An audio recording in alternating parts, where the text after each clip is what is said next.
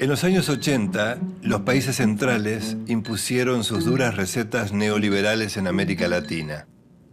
Pero hacia finales de siglo, esas medidas comenzaron a mostrar sus fisuras. Las economías de los países emergentes se desmoronaron y quebraron. Las industrias nacionales generaron desocupación y marginalidad. En ese contexto de crisis volvió a sonar con fuerza el nombre de un economista olvidado hacía tiempo, John Maynard Keynes, para muchos el economista más importante del siglo XX.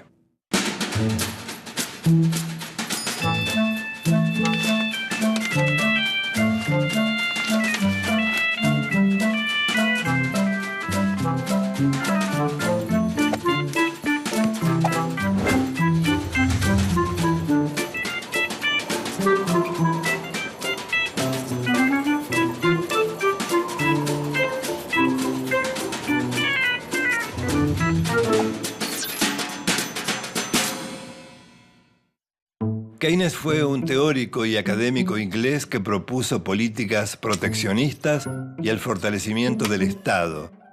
Sus teorías dominaron la economía entre los años 1930 y 1970. Keynes sostiene que el mercado no se regula por sí mismo, sino que necesita la intervención del Estado. Propone políticas de fomento del trabajo, redistribución de ingresos, subsidios y seguros de desempleo.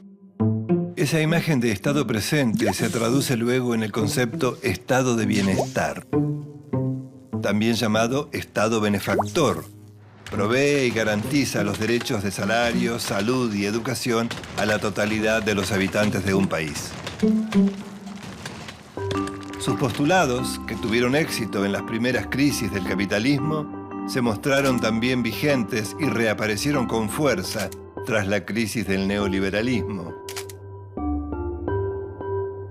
John Maynard Keynes nació en la ciudad de Cambridge, Inglaterra, en una familia acomodada de alto nivel cultural. Pasó por las mejores escuelas británicas, donde estudió matemática, estadística y economía. Transcurrió gran parte de su vida entre las aulas universitarias y puestos públicos. Fue un brillante teórico con un gran sentido práctico y le tocó atravesar las grandes crisis del capitalismo de la primera mitad del siglo XX. Keynes propuso soluciones concretas a los conflictos económicos de un capitalismo de posguerra que estaba sumido en la depresión económica y la desocupación generalizada. Las teorías económicas de Keynes surgieron de la experiencia práctica de tres momentos claves del siglo XX. Tanto la Primera como la Segunda Guerra Mundial generaron enormes deudas a los países vencidos. Entre estos dos acontecimientos se produjo la caída de la Bolsa de Nueva York, que dio comienzo a la Gran Depresión de los años 30. En esos momentos, Keynes propuso soluciones que se oponían radicalmente a la tradición liberal, dominante durante 150 años. El liberal Adam Smith, considerado el fundador de la economía moderna, afirmaba que si se dejaba actuar libremente a comerciantes, industriales y bancos, el mercado tendía a equilibrarse. Según el liberalismo, la producción de bienes y servicios y el mercado laboral se regulan por el libre juego de la oferta y la demanda, sin necesidad de ninguna intervención. Habría una suerte de mano invisible del mercado encargada de regular toda la economía, sin intervención alguna de ningún otro factor. Después de la Primera Guerra Mundial, Inglaterra, la economía más grande del mundo, entró en crisis. Esa recesión produjo una aguda caída de los salarios y de los precios. La solución liberal ante el gran desempleo fue reducir los salarios. El gobierno británico además aumentó los impuestos y redujo las obras públicas. También eliminó el seguro de desempleo. La crisis no se detuvo. La moneda inglesa sufrió una devaluación del 26%.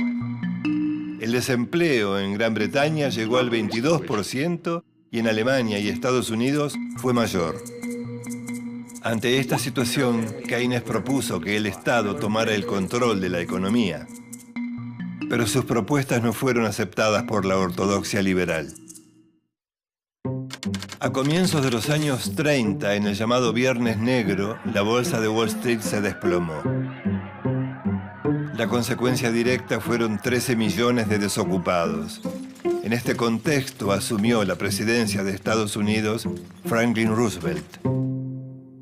El nuevo presidente puso en práctica una serie de medidas propuestas por Keynes. Básicamente, el Estado debía intervenir para garantizar depósitos bancarios y crear un programa de desempleo. En esos años, Keynes dio a conocer su teoría para estimular la economía en épocas de crisis. Su pensamiento revolucionó las ideas vigentes y escandalizó a los economistas ortodoxos.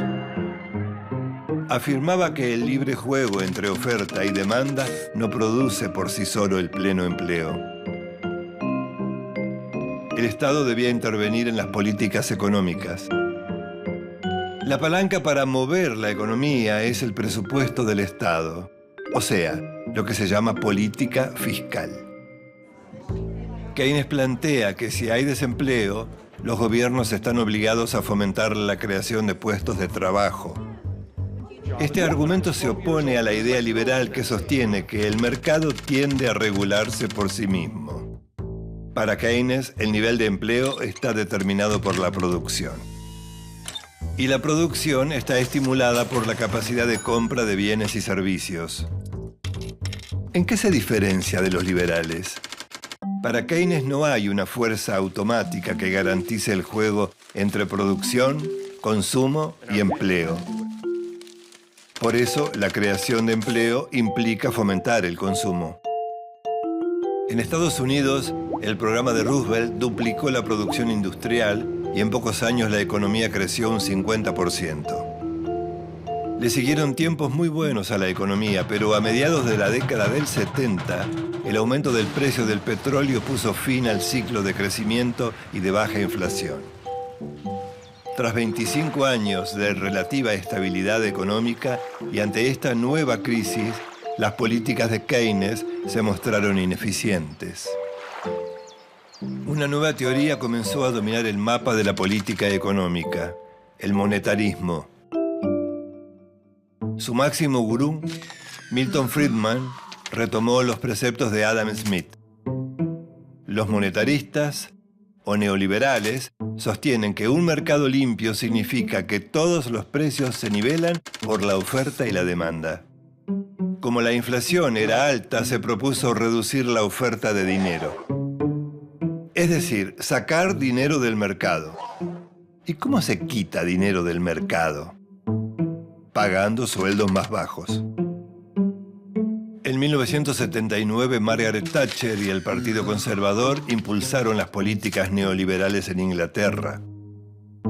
Consideraron que la mejor forma de combatir el desempleo era con la llamada flexibilización laboral.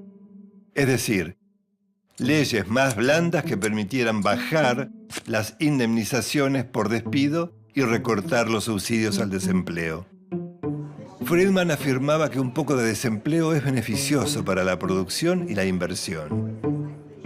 Así, las recetas neoliberales se extendieron por gran parte del mundo occidental, con una premisa fundamental: achicar al máximo el Estado.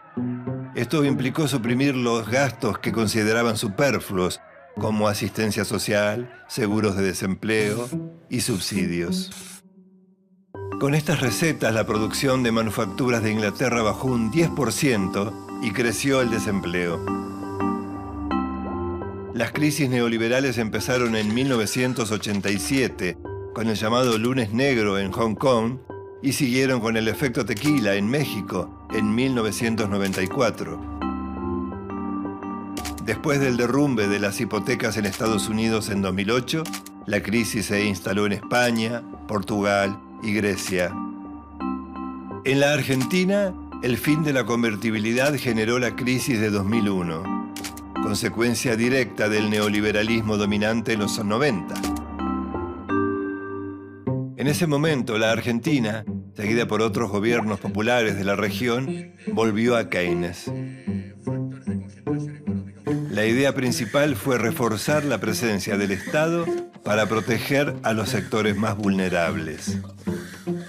Entre otras medidas, la asignación universal por hijo, la actualización automática de las jubilaciones, la incorporación de trabajadores informales al sistema previsional y las negociaciones salariales lograron una rápida recuperación económica y una reconstrucción del tejido social deteriorado por la economía liberal. Esas políticas permitieron sostener y garantizar la demanda y salir de la depresión. A más de medio siglo de su muerte, en 1946, Keynes sigue siendo reconocido como el teórico del estado de bienestar. Cada vez que el capitalismo muestra sus fisuras, el nombre de Keynes reaparece como la alternativa aliviadora.